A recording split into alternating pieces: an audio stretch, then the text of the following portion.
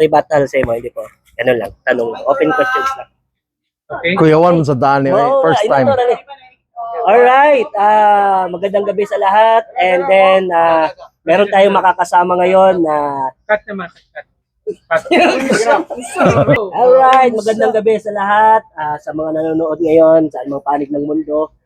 Meron po tayong makakasama ngayon, isa sa mga bisita natin dito po sa labas ng bahay ni Tatay Digong. Sir, pwede niyo po bang ipakilala ano yung pangalan ninyo at ano yung industry na nire-represent po ninyo? Okay. Akong pangalan si Rob Rances. I'm a neuroplastician. So I'm neuroplastician is applied scientist, but at the same time I derive my practice as a neuroplastician from laboratory and ingana, and then din-applyan ako for solutions. So I hold a consulting firm. I also have a business. And ang tinuod ani, wag ko'y pakialam kayo sa politics before everything happened. So anyway, ang una nga nag-trigger sa ko to start writing was not which was not very consistent, was katong na-impeach ang atong VP. So medyo naay gamay natandog ko adto, and ang pinaka-trigger gyud kayo kay katong gabi una nga gi-surrender si tatay. Kay duha ka adlaw ko adto nga wa katulog. After ato naguna-una ko nga dapat magsugod gyud kog suwat siguro. So I was just writing to really express my thoughts and why I felt nga kanang nagyo injustice adto. And then what happened, I think, was people started to pick up what I was writing. So paspas kay ning saka ang ga-follow. Di pa gyud ingana. So in fact nireklamo ko gamay sa kong asawa ni ingong kong hala. Ingani din niya mangayo na ang mga tawag unsay sulod nimo nga iswat. Okay. So wala ko ga-vlog, no? Mo nang maulawon ko gamay gatubang dagan kay camera. So but anyway, I just wrote, and then eventually it really went, and a lot of people were encouraged. A lot of people ingon sila na awaken po daw sila na kinahanglan mo tindog na pud sila para kay Tatay Digong. Ug di lang para kay Tatay Digong kundi para pud sa ato ang nasod. And I think it's the responsibility of every citizen to not be silent, especially in a situation like this sa ato ang nasod, di ba? Nga grabe kayo ang, I would say, and perhaps categorically it's an allegation na grabe kayo ang mga overreach sa power. Pero ang pinakagikahadlukan gyud nako kaayo nga tanan is actually kanang gitawag og consolidation of power. And that's what the theme I was writing at the beginning. Kay dili gyud pwede nga kaning gaa unsa pa man kaning mga tanang nahitabo katong sa PhilHealth, nganong nahitabo man to nga wa ta kabalo. Kay tungod naay consolidation sa power between Malacañang and House of Representatives. Na sila yung mga istoryahan na dili mo gawas. Kaya wala may checks and balances. Pero i-imagine na lang nimo kana tanan nahitabo under secrecy or wala ta nakabalo nga naas publiko. Imagine kung wa tay buhaton ana, tapos mo appeal pagyud sila pag-abot sa panahon ang naa sa Senado. But pa sa but, ang Senado dapat ang atong legislative firewall against whatever abuses or whatever nga buhaton sa ato ang mga politiko. Pero kung di nato iboto ang sakto nga mga senador nga maugyoy mo tindog para sa kamatuoran o para sa tao, unsa may mahitabo, di tulo na sila kabuok. Malacañang, House of Representatives, and Senate. And what is left of the people?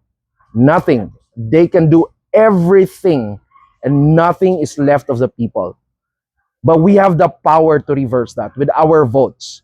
So akong encouragement lang yun sa tanang mga voters is really to vote. I know nga naay kahadlok sa mga voters nga basig marig ang election, but that is for the chapter 2 of what we're fighting for. But for now, for every voter, ang ako ang stand ani no, dili pwede nga magtagna-tagna lang ta.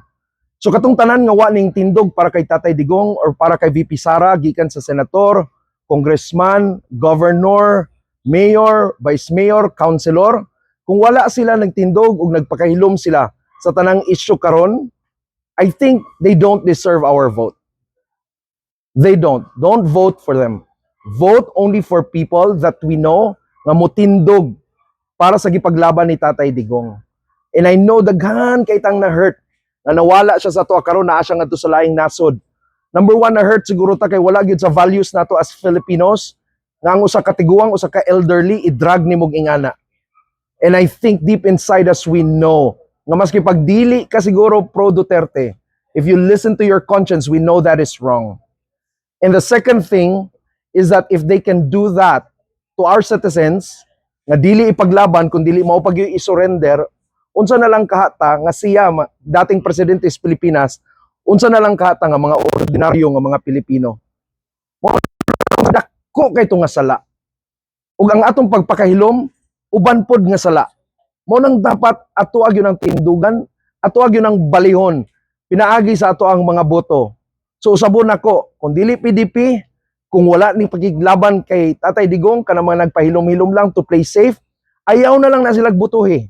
Kay tungod wag yun tayo mapaabot ana nila. Kay kung balingbing sila karon, pag maboto na sila, balingbing gihapon na sila. So karon atong buhaton, straight gyud Duterte, kinsa man ang plus 2, pero paniid di, kung kinsay na gibuhat, ayaw pagtagna-tagna. Ayaw iboto ang plus 2, kay tungod na gunaw na ka nga basig naa siya ibuhaton, pag naboto na siya. Kung wa siya gibuhat karon, wa po na siya ibuhaton, pag abot sa panahon. Tama ba? Budol naman ta. Nabudol na ta before. And kita nga mga voters, dili ta dapat ka ng dali bitaw makumbinsi kay tungod giistorya lang sa usa ka politiko. Dapat magpabilin ta nang naikasakit sa nabudol nga dapat kung iboto ka namo i-prove sa imong kaugalingon. In fact, naisa ka politician who contacted me, and then I really challenged a politician and I said, no, I'm not gonna endorse you or anything because what I would require from you is really to stand for Tatay Digong. Because if we are to convince the people na nasakitan na, nabudol na, dili pwedeng magpa-cute-cute lang ka. Dapat nagyo kay stand nga buhaton. Inumdumi mga Pilipino. And by the way, sa ato ang mga naa diri, no, nga kada gabi matouch kay ko nga naa gyud diri. Tibok adlaw, tibok gabi nagkayusa, wa man tagi pang bayran diri. Lamo na kamo nga pila na kagabi diri. Pero naa gyud mo para sa inyo ang gugma kay Tatay Digong. And I know di lang na gugma para kay Tatay Digong, gugma po ni para sa ato ang nasod. Kay nakakita tag presidente nga ang atong gipaglaban, iyang gipaglaban. Nga ang iyang tingog, mao atong tingog. Humano na nato ng mga laang nga nasa kaytasan, nga ang ilang gipaglaban, ilaha lang kaugalingong agenda. Ilaha lang kaugalingong tingog. Nga warag sila lang ang ga-exist, unya kitang mga ordinaryong tao, muraratag mga props, duulan lang tanilag campaign, kay nanginahanglan sila, pero pag man sa eleksyon, wala na pudta. Dili ta mga props igsuon. We are the most powerful force in the Philippines. The people. Remember that. You and me, every one of us, no matter how ordinary we are the most powerful force in this nation. And no one will be in power nga to ang gihatagag permission. So kung dili na taganahan because they no longer represent our voice, we also have the right to take back our voice through our voting. So inumdumin ninyo na, your vote is powerful. Together, we are also powerful. Ayaw sa ninyo una-una kung tikasan ba ang eleksyon. Kay napay chapter 2 kung ilaha manggaling tikasan, di pod mahutdan siguro ang mga tao o kasing-kasing o panguna-una on how to move forward. But I know to some of you, you're tired, you're weary. Ang uban siguro sa inyo karon gikapoy na gyud sa adlaw-adlaw nga ato ang mabasahan, makit-an and all. Pero sige lang, kay pare-parehas man tang tanan. Pero tindugan nato ni. Kay dili ta gusto matulog o magpakahilom. Kay unsa may atong ipamana sa ato ang mga anak. It's worth it to fight for whatever left of us for our nation because one day, we want to be able to pass on to our children na dili bitaw ga-bleed ang atong mga anak. Not because kinahanglan nila mag-bleed, but they're bleeding because wala nato gibuhat ang atong part. This is our moment, this is our time. We are the Filipinos. Nagiingon ni Tatay Digong, you're Filipino and you're not a Filipino for nothing. So let's proclaim our power all together this election. And if ever something happens that is not of the truth and not what is supposed to happen, we still have power left as a people, as Filipinos. Remember this, daghan kayong salamat sa tibok Pilipinas, OFW ug sa tanan, magkaiusat ang tanan. Kay pila ra man na sila kabuok. Power doesn't have any power if they don't have the backing of the people.